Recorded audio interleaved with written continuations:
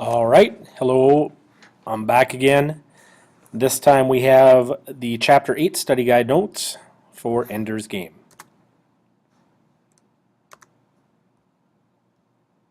All right, this chapter is titled Rat. Question number 1. Define the terms xenophobia and genocide. What is the significance of each word in the context of this novel? This is a big, these two words mean a lot to this novel. So let's take a look at the words. Xenophobia is an intense or irrational dislike or fear of people from other countries. Those are the buggers, right? Those are the buggers that Ender and the International Fleet are trying to kill. Genocide is the deliberate killing of a large group of people, especially those of a particular ethnic group or nation. So now you put those two together, the International Fleet, the people of Ender's Game world, they are extremely afraid and dislike the buggers, and they want to kill them all. So there's both xenophobia and genocide going on. We have in how we connect that to our own life, to our world that we're presently in, is our xenophobia is an intense, irrational dislike or fear of terrorism, of ISIS.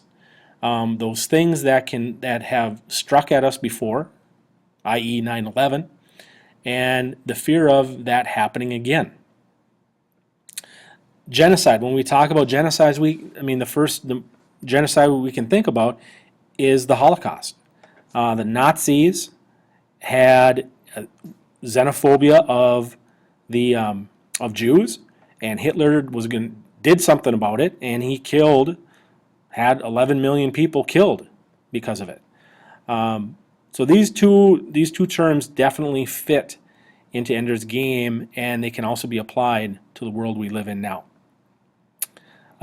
These are significant because the IF, obviously, they want to wipe out the buggers before they kill us, and there's an intense fear of the buggers. Second question, how is Rat Army different from Salamander? Ender expected quiet and order when he got traded from Salamander to Rat, but instead Rat Army was very undisciplined, and their barracks were cluttered, noisy, and messy.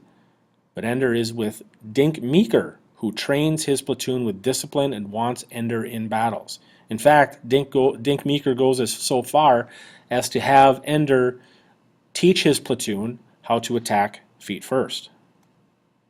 Oh, look at this. Speaking of attacking feet first, why is this position so effective in battle? Attacking feet first doesn't give the enemy much to shoot at, and it protects most of the body. While Dink Meeker promotes this type of attack, the rest of the platoon doesn't like it at first, thus they don't like Ender. But once the platoon sees that it works, and that they can have success with it, they start to like it, and they start using it. Question 4, describe where Ender is in the computer game. What does he see in the mirror after he defeats the snake? How does he react? Well, Ender is now in a forest. He's in the fairyland part of the game where he faces a snake.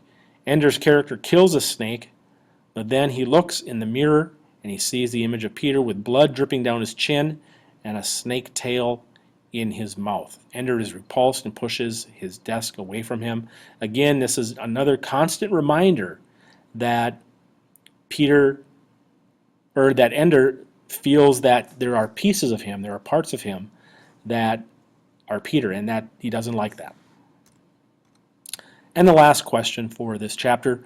The chapter opens with dialogue between Graf and Anderson. Graf says that fairness is a wonderful attribute, but it has nothing to do with war. What is the point of their discussion? What decisions are being made by those who run the battle school?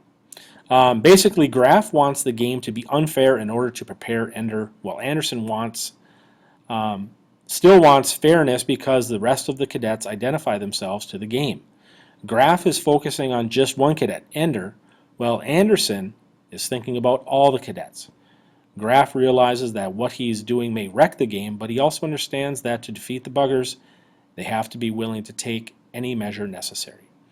All right, that's it for Chapter 8.